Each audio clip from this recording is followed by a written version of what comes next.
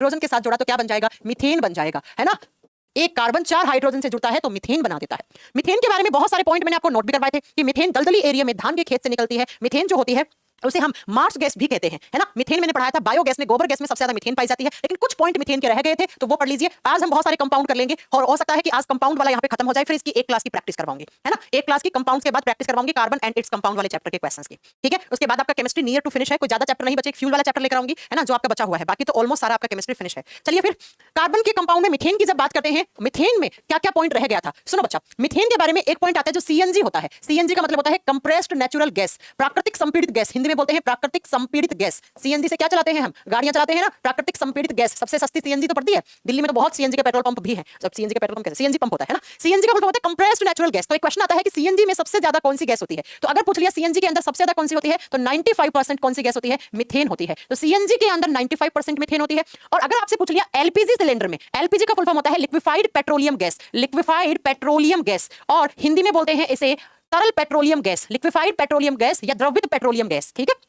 हिंदी में क्या कहते हैं, द्रवित पेट्रोलियम गैस। तो एक क्वेश्चन आता है कि जो एलपीजी हमारे घरों में जो एलपीजी का सिलेंडर आता है उसमें कौन कौन सी गैस होती है, क्या उसमें मीथेन होता है, आपको बताना बिल्कुल होता है। एलपीजी सिलेंडर के अंदर ऐसे मान लो ये आपका सिलेंडर है, कुछ मैंने बहुत ही गंदा सा सिलेंडर बना दिया है, लेकिन आप समझ लेना इसमें सिलेंडर है, इसमें 3 गैसेस रहती है। कौन कौन सी, मीथेन रहता है, और मीथेन के साथ साथ दूसरा रहता है ब्यूटेन, ब्यूटेन, और तीसरा रहता है प्रोपेन। इन तीनों का मिक्सचर बनाता है कौन सा सिलेंडर, एलपीजी वाला सिलेंडर। एलपीजी वाले सिलेंडर में मीथेन, ब्यूटेन, प्रोपेन, कार्बन की काउंटिंग सिखाई थी ना, 1 कार्बन, 2 कार्बन, 3 कार्बन, 4 कार्बन को क्या बोलते हैं, 5 को पेंटा, 6 को हेक्सा, ऐसे सिखाया था ना। तो जो एलपीजी सिलेंडर है उसके अंदर भी मीथेन रहता है, लेकिन मीथेन सबसे ज्यादा नहीं होता है। याद रखिएगा, अगर एग्जाम में क्वेश्चन आ जाए कि एलपीजी सिलेंडर में ज्यादा कौन सी है, तब आप बताएंगे ब्यूटेन ज्यादा है, जबकि सीएनजी के अंदर ज्यादा कौन सी है, मीथेन। यहां पर मीथेन ज्यादा है, एलपीजी सिलेंडर में यह ज्यादा है। क्यों है ब्यूटेन ज्यादा, क्योंकि ब्यूटेन को आसानी से लिक्विफाइड किया जा सकता है, बहुत आसानी से, इसलिए ब्यूटेन को एलपीजी वाले सिलेंडर में रखा जाता है। और साथ में याद रखिएगा, इसी ब्यूटेन को कहा जाता है सिगरेट लाइटर गैस। जिससे आप सिगरेट जलाते हैं ना, सिगरेट या बीड़ी जो भी है, अब बीड़ी तो कौन जलाता होगा ना, वो तो माचिस से जल जाती होगी। सिगरेट लाइटर गैस जो होती है उसका अगर आपसे एग्जाम में पूछ लिया तो वो भी ब्यूटेन होती है। हल्की सी ठंडी होती है, अगर आपके कभी हाथ वाथ पे टच होएगी ना तो हल्की सी ठंडी होती है। सुमंत कह रहे हैं कि क्लास नहीं होगा क्या, क्लास तो चले 7-8 मिनट हो गए। क्वेश्चन कैसे आते हैं सुनो।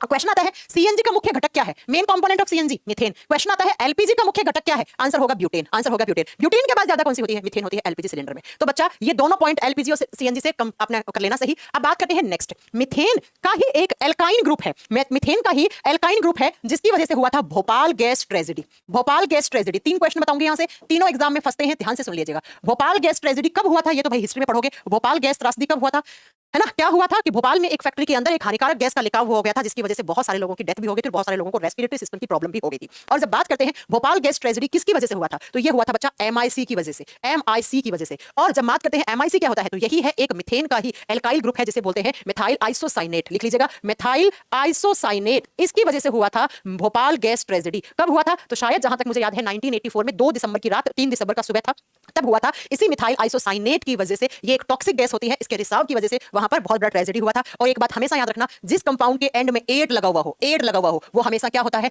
टॉक्सिक होता है, वो हमेशा क्या होता है, जहरीला होता है। जिस भी कंपाउंड के आखिर में एट लगा हो वो टॉक्सिक जहरीला होता है। जैसे भोपाल गैस ट्रेजेडी वाले में भी तो एट लगा हुआ है। आपने बीच में सुना होगा मैगी के अंदर बहुत हानिकारक कंपाउंड आ रहे थे, मैगी को बैन भी किया गया था कुछ दिनों के लिए। तो मैगी के अंदर भी तो क्या आ रहा था, वो हानिकारक, मैगी के अंदर आ रहा था मोनोसोडियम ग्लूटामेट। लिखिएगा, मैगी के अंदर आ रहा था मोनोसोडियम ग्लूटामेट, मोनोसोडियम ग्लूटामेट।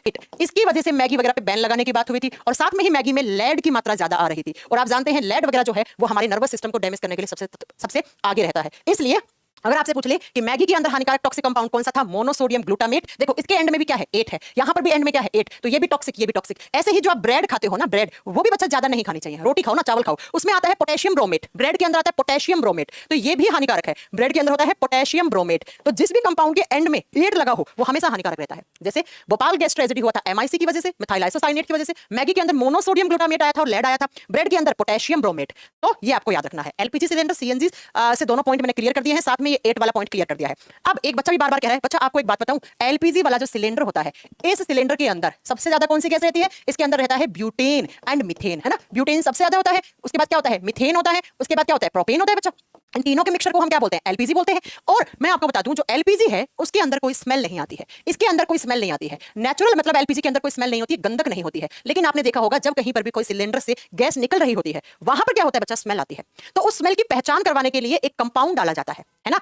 याद रखिएगा, टेस्ट सीरीज में क्वेश्चन आया था कि मैगी में एमएसएसजी क्यों डाला जाता है। बच्चा उसको देखा मैगी क्यों डालते हैं, पता है मैगी के अंदर ये कंपाउंड हानिकारक, मैगी इतनी सी होती है, उबलने के बाद क्या हो जाती है, इतनी लंबी हो जाती है, किसकी वजह से, इसी एमएसजी की वजह से। ठीक है, तो जब कभी भी आपने देखा है सिलेंडर से जब कभी गैस निकलती है तब क्या होता है बच्चा, उससे स्मेल आती है। वो स्मेल एलपीजी की वगैरह की नहीं होती है, वो स्मेल जानबूझ के डाली जाती है। वो किसकी वजह से होती है, वो होता है मरकैप्टन की वजह से। एथाइल या मेथाइल मरकैप्टन मिलाया जाता है, लिख लीजिएगा, एथाइल मरकैप्टन मिलाया जाता है, मरकैप्टन। वो स्मेल इसकी वजह से होती है। या इसी का दूसरा नाम होता है थायोइथेनॉल। थायोइथेनॉल बेटा, थायो ग्रुप होता है एसएच ग्रुप जिसे बोला जाता है, एसएच ग्रुप का ही एक कंपाउंड है। ठीक है, थायोमिथेनॉल, इथेनॉल नहीं होगा, थायोमिथेनॉल, इथेनॉल तो पीने वाली शराब होगी ना, थायोमिथेनॉल है ना, चाहे थायोमिथेनॉल बोलो चाहे इसे एथाइल मरकैप्टन या मेथाइल मरकैप्टन आप बोलो, ये मिलाया जाता है और ये स्मेल की पहचान करवाता है कि आपका सिलेंडर लीक हो रहा है। इसकी वजह से स्मेल होती है।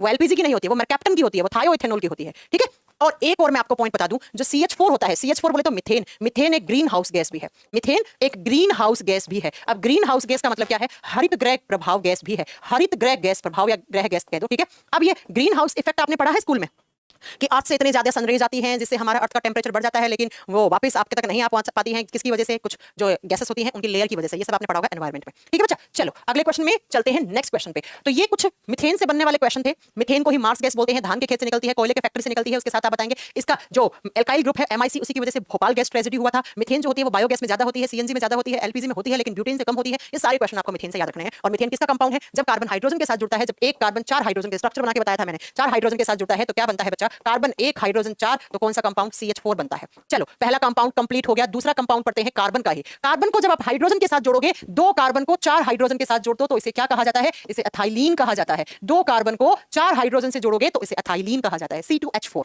है ना, C2H4। राहुल भाग जाओ यहां से, अगर रिकॉर्ड क्लास से भाग जाओ यहां से। ठीक है, बकवास कर रहे हो, 20 मिनट लेट आते हो, उसके बाद रिकॉर्ड क्लास। मंद बुद्धि के प्राणी, दिमाग के ऊपर जंग लग गया, थोड़ा ठीक कर ले। ठीक है, थोड़ा ठीक कर ले उसे।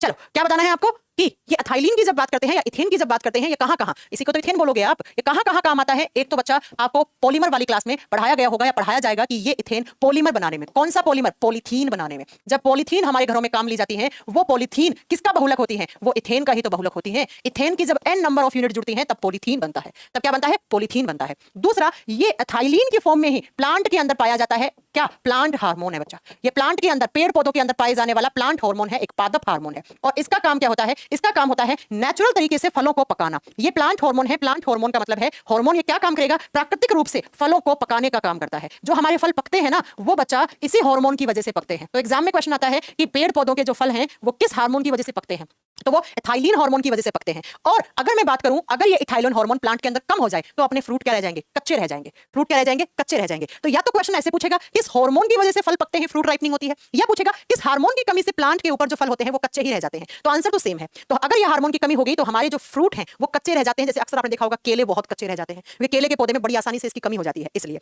फिर हम क्या करते हैं, फिर उस फ्रूट को तोड़ते हैं और तोड़कर हम किसकी हेल्प से पकाते हैं, तब हम पकाते हैं बच्चा इसकी हेल्प से। अगर आपसे पूछे एसिटिलीन, एसिटिलीन का फॉर्मूला होता है C2H2, 2 कार्बन 2 हाइड्रोजन होते हैं, तब उसे एसिटिलीन कहा जाता है। और इस एसिटिलीन की हेल्प से हम आर्टिफिशियल तरीके से फलों को पकाते हैं, आर्टिफिशियल फ्रूट राइपनिंग करते हैं, कृत्रिम तरीके से फलों को पकाते हैं। कैसे पकाते हैं, तो सुनिए बच्चा, एसिटिलीन से 2 क्वेश्चन वनडे एग्जाम्स में बहुत बनते हैं। सुनिए, एक तो अगर आपसे पूछ लिया गया कि नेचुरल तरीके से फल किसकी वजह से पकते हैं, तब तो बच्चा इसकी वजह से पकते हैं। आर्टिफिशियल तरीके से इसकी वजह से पकाते हैं एसिटिलीन की। कैसे, कैल्शियम कार्बाइड CaC2 होता है और उसके ऊपर पानी का छिड़काव करते हैं तो यहां से बनता है C2H2 और साथ में कैल्शियम हाइड्रोक्साइड वगैरह बन जाता है। और यही C2H2 क्या है, एसिटिलीन है। तो अक्सर एग्जाम में क्वेश्चन आता है फलों को पकाने वाली गैस कौन सी है, तब तो आप क्या बताओगे बच्चा, एसिटिलीन गैस है। कैसे, आर्टिफिशियल तरीके से, नेचुरल तो ऐसे। फिर दूसरा पूछे कौन सा compound, calcium carbonate, calcium carbide, carbonate नहीं, कैल्शियम कार्बाइड, इसे बोलते हैं कैल्शियम कार्बाइड। ठीक है, तो एक एसिटिलीन से ये क्वेश्चन बन गया। ये भी तो कार्बन का कंपाउंड है, ये भी तो कार्बन का कंपाउंड है भैया। कार्बन का कंपाउंड का मतलब क्या, कार्बन हाइड्रोजन के साथ जोड़ दो बन गया एसिटिलीन, कार्बन को हाइड्रोजन के साथ जोड़ो बन गया इथेन। समझ रहे हैं आप। तो एसिटिलीन से एक क्वेश्चन ये बन गया। एक और सुनो, एसिटिलीन गैस को काम में लिया जाता है वेल्डिंग करने में। वेल्डिंग जानते हैं ना, जैसे लोहे पे वेल्डिंग करते हैं, कहीं पर भी लोहा थोड़ा बहुत टूट गया है या किसी साथ किसी जोड़ना है, दीवार में फिक्स करना है तो वेल्डिंग कर देते हैं। वेल्डिंग करने में अगर पूछे तो एसिटिलीन के साथ ऑक्सीजन, ऑक्सी एसिटिलीन काम में लिया जाता है। वेल्डिंग गैस पूछे तो एसिटिलीन नहीं, ऑक्सी एसिटिलीन। ऑक्सीजन को साथ में किस गैस के साथ, एसिटिलीन के साथ जब रखते हैं तो बच्चा अप्रोक्स 3500 डिग्री सेल्सियस टेंपरेचर हो जाता है। और इतने टेंपरेचर पर मेल्ट जो मेटल्स होती हैं वो पिघलना शुरू हो जाती हैं, धातुएं पिघलना शुरू हो जाती हैं। तो ऑक्सी एसिटिलीन को वेल्डिंग गैस बोला जाता है। ठीक है, आजकल तो आर्गन वगैरह को काम लेने लगे हैं। ठीक है, आजकल तो आर्गन वगैरह को भी काम लेने लगे हैं। चलो तीनों क्वेश्चन बता दोगे। इथेन, पॉलीथीन बनाने में पॉलीथीन एक बहुलक है जो इथेन का ही n नंबर यूनिट से बनता है। दूसरा, इथेन एक प्लांट हार्मोन है जिसे हम इथाइलिन बोल देते हैं। ठीक है, वो फलों को पकाने में सहायक है नेचुरल तरीके से। आर्टिफिशियल तरीके से किस गैस की हेल्प से, एसिटिलीन की हेल्प से। एसिटिलीन से कैसे पकते हैं, तो कैल्शियम कार्बाइड के ऊपर पानी का स्प्रे कराने से वहां से एसिटिलीन गैस बनती है और उसी की हेल्प से फल पकते हैं। और ऑक्सी एसिटिलीन वेल्डिंग गैस कहलाती है। ये भी कार्बन के कंपाउंड, कौन कौन सा, CH4, C2H2, C2H4, तीनों ही तो कार्बन के कंपाउंड है ना। ठीक है, चलो अब चलते हैं अगले कंपाउंड पे, कार्बन का। जब अगले कंपाउंड की बात करते हैं तो एक कंपाउंड और है बच्चा कार्बन का, जिसे बोलते हैं ऑक्टेन। जिसे क्या बोलते हैं? ऑक्टेन। और इसका फॉर्मूला होता है C8H18। जब 8 कार्बन 18 हाइड्रोजन से जुड़ता है तो ऑक्टेन बनता है। 8 कार्बन 18 हाइड्रोजन से जुड़ता है तो ऑक्टेन बनता है। और ऑक्टेन से दो क्वेश्चन आते हैं, हालांकि ये तो आगे आएगा भी। ऑक्टेन जो होता है बच्चा, वो पेट्रोल बनाने का मेन कंपोनेंट है। इसी से ही पेट्रोल बनता है। पेट्रोल बनाने का जो मुख्य घटक है, अगर आपसे पूछ लिया मुख्य घटक, मेन कंपोनेंट ऑफ पेट्रोल, तब आप क्या बताएंगे? ऑक्टेन है, ऑक्टेन। और दूसरा, पेट्रोल की जो क्वालिटी होती है, क्वालिटी ऑफ पेट्रोल, वो भी हम किस में चेक करते हैं? ऑक्टेन नंबर में चेक करते हैं, है ना। जिस भी पेट्रोल का ऑक्टेन नंबर ज्यादा है, मतलब उसमें कार्बन की संख्या ज्यादा है, ज्यादा जलेगा, ज्यादा देर तक जलेगा, ज्यादा हीट देगा, ज्यादा लाइट देगा। और हमें क्या चाहिए? फ्यूल से, है ना। नाइट्रस ऑक्साइड होती है बच्चा, शेर सिंह हंसाने वाली gas nitrous oxide, N2O, NO2 मत कर देना, N2O होती है ना। तो याद रखिएगा, पेट्रोल की क्वालिटी भी हम, पेट्रोल की जो गुणवत्ता होती है कि अच्छा पेट्रोल है या खराब पेट्रोल है, वो हम किसमें चेक करते हैं? ऑक्टेन नंबर में। ये किसकी? पेट्रोल की। पेट्रोल की जैसे ऑक्टेन में करते हैं, डीजल की करते हैं सीटेन नंबर में, सीटेन नंबर में। एक हम आगे पढ़ाऊंगी आपको, फ्यूल वाले चैप्टर में वापस आ जाएगा, खैर वो सब छोड़ दो, है ना।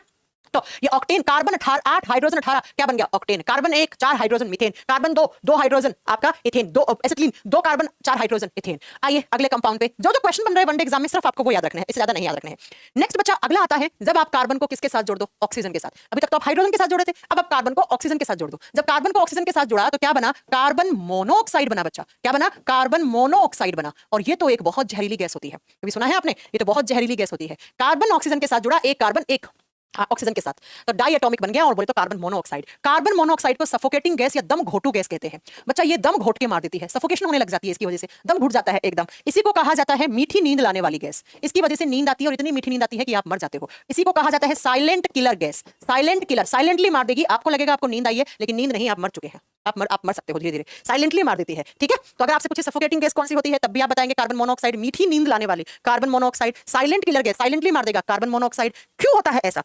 क्योंकि ये हमारे खून में सबसे ज्यादा सोल्यूबल गैस होती है। It is the most soluble gas, लिखेगा, it is the most soluble gas in human blood. In human blood हमारे खून के अंदर सबसे ज्यादा जल्दी घुल जाती है, सबसे ज्यादा जल्दी घुलती है, और सबसे पहले घुलती है। सबसे ज्यादा जल्दी बोलो या बच्चा ऑक्सीजन को रिप्लेस करके घुलने वाली। देखो, हमारे खून में हीमोग्लोबिन होता है, ये बायोलॉजी की बात है। इस हीमोग्लोबिन के साथ ऑक्सीजन जुड़ना चाहिए। हमारी बॉडी को कौन सी गैस की जरूरत होती है? ऑक्सीजन गैस की। लेकिन जो कार्बन मोनोऑक्साइड होता है, वो इस ऑक्सीजन को रिप्लेस कर देता है, और खुद हीमोग्लोबिन के साथ जुड़ जाता है, और खुद जुड़कर हमारी सेल्स के पास पहुंचता है, और हमारी सेल्स के पास पहुंचकर वहां पर ऑक्सीजन की कमी ला देता है। और ऑक्सीजन की कमी से तो आपका दम ही घुटता है, आप जानते हैं।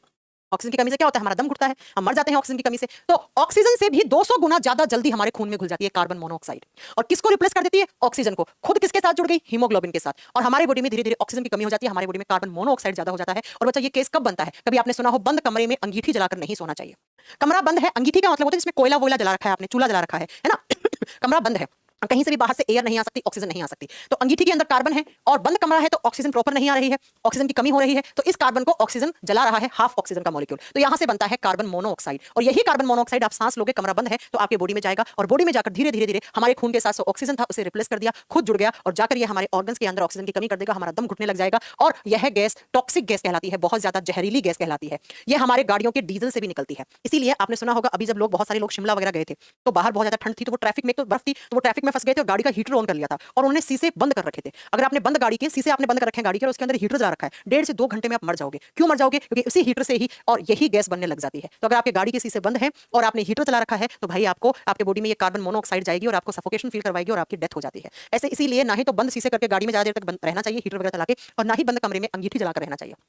एग्जाम के क्वेश्चन क्या है? हमारे खून में सबसे ज्यादा जल्दी घुलनशील गैस कौन सी है? कार्बन मोनोऑक्साइड 1 नंबर पे, फिर ऑक्सीजन, और 3 नंबर पे कार्बन डाइऑक्साइड होता है। सबसे ज्यादा जल्दी घुलता है हमारे खून में कार्बन मोनोऑक्साइड, फिर 2 नंबर पे घुलता है ऑक्सीजन, 3 नंबर पे घुलता है कार्बन डाइऑक्साइड। तो नंबर 1 पे ये, जबकि घोलना किसे है? इसे। दोनों पॉइंट को अच्छे से नोट करना। इसलिए इसे दम घोटू गैस, मीठी नींद लाने वाला, साइलेंट किलर, जहरीली गैस, गाड़ियों के इंजन से निकलने वाली गैस, टॉक्सिक गैस, ये सारे नाम इसको दिए जाते हैं। ठीक है बच्चा, चलो नेक्स्ट कंपाउंड पढ़ते हैं। कार्बन का अगला कौन सा? अगला कार्बन का कंपाउंड बनता है CHCl3। यहां से क्वेश्चन आता है, इसे कहा जाता है क्लोरोफॉर्म। क्लोरोफॉर्म, इसे कहा जाता है क्लोरोफॉर्म। ये क्लोरोफॉर्म का फॉर्मूला है बच्चा। और क्लोरोफॉर्म कहां काम आता है? अगर आपने कभी केमिस्ट्री वाली लैब में काम किया है, तो क्लोरोफॉर्म को काम में लिया जाता है एज ए एनेस्थेटिक। एनेस्थेटिक का मतलब होता है बेहोश करने के लिए। अब बेहोश हल्का फुल्का बेहोशी होगी बच्चा, बेहोशी देने के लिए हल्का फुल्का 20 25 30 मिनट का, ज्यादा नहीं, ज्यादा नहीं, है ना। तो बेहोश करने के लिए आप बचाएंगे बच्चा। मैम विदेशों में लीगल सुसाइड के लिए यही गैस यूज करते हैं क्या? हाँ, बहुत सारे जिन देशों में, विदेशों में सुसाइड को लीगल माना जाता है ना, वो लोग इस तरीके से सुसाइड भी करते हैं कार्बन मोनोऑक्साइड की हेल्प से। ये बात सच है, मैंने भी पढ़ा है आर्टिकल शिवम, है ना। चलो आइए, मैंने क्या कहा? क्लोरोफॉर्म। देखो कार्बन को किसके किसके साथ जोड़ा? हाइड्रोजन के साथ। हम तो कार्बन के कंपाउंड पढ़े ना, हाइड्रोजन क्लोरीन, एक हाइड्रोजन 3 क्लोरीन, एक कार्बन, क्या बनेगा बच्चा? तो आप बताओगे बनेगा क्लोरोफॉर्म। क्लोरोफॉर्म को काम में लेते हैं एनेस्थेटिक, बेहोश करने के लिए। लेकिन कितना बेहोश? 20 25 30 मिनट 40 मिनट तक बेहोश। क्लोरोफॉर्म का यूज कम, मिसयूज ज्यादा होता है। चोर चोरी करने गया, उसने हैंकी पे क्लोरोफॉर्म डाल के सुंघा दी। या ट्रेन में अक्सर चोरियां होती हैं, आपको बोलते हैं लो अखबार पढ़ लो, और अखबार के अंदर क्लोरोफॉर्म होती है, आप अखबार खोलोगे आप बेहोश, आपका सामान चोरी करके ले जाएंगे। तो क्लोरोफॉर्म का यूज कम, मिसयूज ज्यादा होता है। और क्लोरोफॉर्म से एग्जाम में एक क्वेश्चन बनता है, कभी भी अगर आपने क्लोरोफॉर्म को केमिस्ट्री वाली लैब में देखोगे तो एक ब्राउन कलर की बोतल में और कपड़े से बांध के रखते हैं इसको। क्यों रखते हैं? सुनिए, अगर आपने क्लोरोफॉर्म को खुला छोड़ दिया तो क्लोरोफॉर्म को एयर में मिल जाता है ऑक्सीजन, और सनलाइट मिल जाती है, सूर्य का प्रकाश मिल जाता है। और जैसे ही क्लोरोफॉर्म को आपने ऑक्सीजन दिया और सूर्य का प्रकाश दिया तो यहां से क्लोरोफॉर्म बनाता है COCl2 प्लस HCl। और ये जो COCl2 है ना, इसे कहा जाता है फोस्जीन गैस। इसे क्या कहा जाता है? Phosgene gas. और ये फोस्जीन बहुत ज्यादा टॉक्सिक होती है। ये तो इतनी टॉक्सिक होती है कि 2 मिनट सूंघी ना आप मर जाओगे, इतनी जहरीली गैस है। फोस्जीन बहुत ज्यादा जहरीली गैस होती है कि अगर आपने 2 से 3 मिनट सूंघ ली तो आपकी डेथ हो सकती है। तो मैं क्या कहना चाह रही हूं, सुनो। क्लोरोफॉर्म को कपड़े से बांध के क्यों रखते हैं? ताकि एयर के कांटेक्ट में ना आए, ताकि ऑक्सीजन ना आए डायरेक्टली। और ब्राउन कलर की बोतल में क्यों रखते हैं? ताकि सनलाइट ना पहुंचे। और हमेशा बोतल को ना ऊपर तक भर के रखा जाता है, उसके अंदर खाली स्पेस नहीं रखा जाता है, क्योंकि स्पेस रखोगे तो केमिकल रिएक्शन हो जाएगा। तो अगर क्लोरोफॉर्म को आपने कपड़े से नहीं बांधा तो ऑक्सीजन मिल गया, और ब्राउन कलर की बोतल में नहीं रखा तो सनलाइट मिल गया, और उस क्लोरोफॉर्म से क्या बन गया? फोस्जीन बन गया। और फोस्जीन क्या होता है? एक बहुत ज्यादा टॉक्सिक गैस होता है, जहरीली गैस होती है, 2 से 3 मिनट में आपके फेफड़ों को ब्लास्ट कर देती है। आपने सुना हिटलर? हिटलर का नाम तो सुना होगा, इंडिया वाला हिटलर नहीं। इंडिया में कोई हिटलर है क्या? तो हिटलर जी एक गैस का चैम्बर बनाते थे ऐसे, है ना, वो सजा देते थे लोगों को इस तरीके से, गैस का चैम्बर, एक रूम सा बनाते थे छोटा सा, और इस गैस चैम्बर के अंदर एक तो फोस्जीन को छोड़ देते थे और एक फोस्फीन को छोड़ देते थे। फोस्जीन और फोस्फीन दोनों ही गैसें क्या होती हैं? दोनों ही गैसें हानिकारक होती हैं। और इस चैम्बर में बनाकर उसके अंदर इंसान को छोड़ देता था, और इंसान 10-15 मिनट के बाद खत्म हो जाता था। तो एग्जाम में क्वेश्चन बन जाता है यहां से कि जो हिटलर जी हैं वो गैस के चैम्बर में कौन कौन सी गैस छोड़ते थे? Phosgene, COCl2, phosphine, PH3। इन गैसेस को इस चैम्बर के अंदर छोड़ते थे और इंसान को बंद कर देते थे, और इंसान 10-12 मिनट के बाद खत्म। और आप जानते हैं हिटलर ने तो सांस लेने को ही अपने देश का बोल दिया, आप जिंदा हो तो आपका यही डेवलपमेंट है ना। इसका केमिकल नेम टेट्राक्लोरोमीथेन, बच्चा इसे टेट्राक्लोरोमीथेन बोलते हैं, लिख लीजिएगा। CHCl3 क्लोरोफॉर्म तो एक कॉमर्शियली नेम है ना, इसे टेट्राक्लोरोमीथेन बोलते हैं। क्लोरो का मतलब क्या हो गया? क्लोरीन है, टेट्राक्लोरोमीथेन कहते हैं इसको, ठीक है। CHCl3 हो गया, याद कर लेंगे इतनी बात। तो ये भी तो कार्बन का कंपाउंड हो गया, बिल्कुल हो गया, एक कार्बन, एक हाइड्रोजन, 3 क्लोरीन, तो टेट्राक्लोरोमीथेन। चलो फिर अगले अगले कंपाउंड पे चलते हैं। नेक्स्ट कौन सा कंपाउंड है? अगला कंपाउंड बनता है बच्चा इथेनॉल और मिथेनॉल। अगला कार्बन का नेक्स्ट कंपाउंड बनता है CH3OH। ये सारे क्वेश्चंस करवा रही हूं जो वनडे एग्जाम में आता है। और दूसरा करवा रही हूं C2H5OH। इसे क्या कहा जाता है? इसे मिथेनॉल कहा जाता है।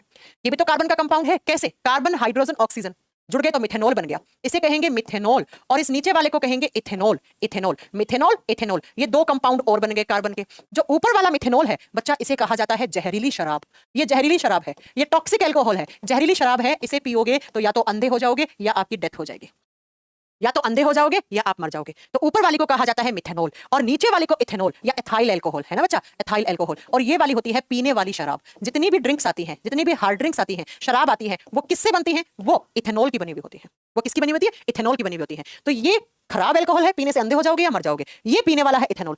जितनी भी ड्रिंक्स आती हैं, वाइन, बियर, है ना, ये सब किससे बनी हुई होती हैं? इथेनॉल से बनी हुई होती है। इसको ऊपर वाली को कहा जाता है वुड स्प्रिट, और वुड स्प्रिट का मतलब होता है काष्ठीय अल्कोहल, काष्ठीय शराब। लकड़ी से, आपने देखा है कभी कभी बारिश के मौसम में लकड़ी गीली हो जाती है, और आपने उसी गीली लकड़ी को चूल्हे के अंदर डाल दिया तो वो धीरे धीरे जलती है, तो उससे एक लिक्विड सा निकलता है, उसी को बोलते हैं वुड स्प्रिट। उसी को क्या कहते हैं? वुड स्प्रिट कहते हैं। तो जब भी बारिश के मौसम में आप गीली लकड़ी को जलाते हो तो हल्के से बुलबुले से उठ के एक लिक्विड सा निकलता है, वो क्या होता है बच्चा? वो होता है वुड स्प्रिट होता है ना। मैम स्प्रिट और वुड स्प्रिट में कंफ्यूजन होता था, इसलिए मैंने वुड स्प्रिट के फर्स्ट लेटर W को उल्टा करो, वाई। अरे वाह, बहुत अच्छा ट्रिक याद कर लिया आपने तो शिवम, सही है। तो ये बच्चा जहरीली शराब है, ये पीने वाली शराब है, ठीक है। जब इथेनॉल की बात करते हैं तो इस इथेनॉल से मैं आपको बता देती हूँ, एक तो ड्रिंकेबल अल्कोहल माना जाता है, इसे पीने वाली शराब माना जाता है। इसके अलावा इथेनॉल कैसे बनती है? ये इथेनॉल कैसे बनती है तो आप जानते हैं, अंगूर वगैरह को सड़ाया जाता है। अंगूर वगैरह में क्या होता है? शुगर होता है। कौन सा? ग्लूकोज। तो अंगूर वगैरह को सड़ाकर किसकी एब्सेंस में अनएरोबिक रेस्पिरेशन करवाया जाता है? बोले तो फर्मेंटेशन करवाया जाता है। ग्लूकोज को सड़ाया जाता है किस एंजाइम की प्रेजेंस में? जाइमेज एंजाइम। ये एक एंजाइम है, इसकी प्रेजेंस में। और यहां पर होता है ऑक्सीजन की एब्सेंस, ऑक्सीजन को कट किया जाता है, ऑक्सीजन बिल्कुल भी नहीं यहां पे रखा जाता है, और इस ग्लूकोज से बनता है इथेनॉल या एथाइल अल्कोहल बनता है। और बच्चा इस प्रोसेस को, इसे फर्मेंटेशन या इसे किण्वन कहा जाता है। तो एग्जाम के क्वेश्चन सुनना, इस प्रोसेस को फर्मेंटेशन या किण्वन कहा जाता है। एग्जाम में कैसे क्वेश्चन आते हैं? हानिकारक अल्कोहल मिथेनॉल, पीने वाला अल्कोहल इथेनॉल। फिर इथेनॉल किस प्रक्रिया से बनती है? फर्मेंटेशन, किण्वन प्रक्रिया से। किण्वन क्या होता है? ग्लूकोज वगैरह को सड़ाया जाता है, किसकी एब्सेंस में? ऑक्सीजन की एब्सेंस में। और एक एंजाइम डाला जाता है जाइमेज, ये जाइमेज एंजाइम ईस्ट में भी होता है, तो यहाँ पर ईस्ट खमीर डाल देते हैं, खमीर डाल देते हैं क्योंकि इसके अंदर जाइमेज एंजाइम है, और यहाँ से फिर क्या बनता है? इथेनॉल बनता है, और इसी इथेनॉल को बोलते हैं पीने वाली शराब। तो क्वेश्चन देखो, question number 1, question number 2, question number 3, question number 4, ये 4 क्वेश्चन है जो एग्जाम में आते हैं यहाँ से। इथेनॉल, मिथेनॉल भी तो कार्बन के कंपाउंड है, ये खराब, ये पीने वाली। दोनों को मिक्स कर दो तो कहा जाता है डीनेचुरेशन ऑफ अल्कोहल। एक केमिस्ट्री में टर्म होता है, अक्सर केमिस्ट्री वाले लैब में काम में लेते हैं, डीनेचुरेशन ऑफ अल्कोहल। डीनेचुरेशन कर दिया। डीनेचुरेशन ऑफ अल्कोहल का मतलब होता है शराब का विकृतीकरण। हिंदी में लिखेगा शराब या अल्कोहल का विकृतीकरण। तो कभी कभार एग्जाम में क्वेश्चन आ जाता है कि क्या होता है ये विकृतीकरण, तो आप बताओगे जब पीने वाली शराब में ये वाली शराब मिला दी, जब आपने इथेनॉल के अंदर किसको मिक्स कर दिया, आपने मिक्स कर दिया मिथेनॉल को, तब इसे कहा जाता है डीनेचुरेशन ऑफ अल्कोहल। ये भी एग्जाम का क्वेश्चन है। हमारी लैब में पता है अक्सर होता था ऐसा, लैब असिस्टेंट थी तो लैब में आप पता है आपको कॉलेज टाइम पर तो सब लोग ऐसे ही होते हैं, थोड़ा सा हुड़दंग बताने वाले, इथेनॉल है चलो बना के पिएंगे, है ना, ऐसे करते थे लोग स्पेशली लड़के। तो हमारा लैब असिस्टेंट था, वो क्या करता, उन्हें पता लगा एक दिन कि भाई इथेनॉल आती है गायब हो जाती है, तो उन्होंने एक दिन क्या करा, इसके अंदर ये मिला दिया, खा अब पियो, तो फिर किसी ने हाथ नहीं लगाया। तो ये भी एग्जाम में क्वेश्चन आता है कि डीनेचुरेशन शब्द का मीनिंग क्या है। अल्कोहल को डीनेचुरेट कर दिया मतलब उसके अंदर इथेनॉल के अंदर मिथेनॉल डाल दिया। और एक क्वेश्चन और बहुत बार एग्जाम में आता है, what is power alcohol. What is power alcohol, कभी आपने सुना है पावर अल्कोहल के बारे में? लद्दाख वगैरह जब आप कभी जाओगे तो अपने गाड़ी में पावर अल्कोहल डलवाना, है ना। पावर अल्कोहल ये क्या होता है, पेट्रोल के साथ अल्कोहल मिक्स करते हैं, जैसे पावर पेट्रोल या पावर अल्कोहल का नाम देते हैं, जैसे पावर पेट्रोल बोलना ज्यादा सही होगा, है ना। क्या करते हैं, पेट्रोल के अंदर थोड़ा सा एथाइल अल्कोहल मिला देते हैं, पेट्रोल के अंदर एथाइल अल्कोहल मिला देते हैं। कितना, तो आप बताएंगे बच्चा 90% पेट्रोल के साथ 10% अल्कोहल को मिला दो आप। कौन सा अल्कोहल, एथाइल अल्कोहल को मिला दिया, तो इसे कहा जाता है पावर पेट्रोल या पावर अल्कोहल, है ना। और इससे चलाई जाती है फिर गाड़ी, ये गाड़ियों में काम में लिया जाता है। कहां पर, ठंडे प्रदेशों में, जहां पर ठंड बहुत ज्यादा पड़ती है, 12 महीने माइनस में टेम्परेचर रहता है। तो बच्चा एक टेम्परेचर के बाद पेट्रोल जमने लग जाता है, और पेट्रोल को जमने से बचाने के लिए उसके अंदर एथाइल अल्कोहल को डाला जाता है, बिकॉज़ एथाइल अल्कोहल का freezing point approx -140 degree lump sum होता है ना। तो इसलिए एथाइल अल्कोहल को मिला दिया जाता है। लद्दाख वगैरह में बहुत ठंड होती है, वहां पर जाते हैं तो पेट्रोल जमने लग जाता है, तो वहां पर क्या करते हैं, थोड़ा सा अल्कोहल मिला लेते हैं उसके अंदर। तो एग्जाम में ये क्वेश्चन आता है बच्चा कि 90% पेट्रोल और 10% एथाइल अल्कोहल के मिक्सचर को क्या कहा जाता है, जैसे पावर अल्कोहल, है ना, या पावर फ्यूल भी कभी कभी कहते हैं, पावर फ्यूल भी कहा जाता है। राहुल का आंसर क्वेश्चन है स्पिरिट ऑफ वाइन। बच्चा स्पिरिट ऑफ वाइन इसे बोलते हैं, इथेनॉल को, इथेनॉल को कहते हैं।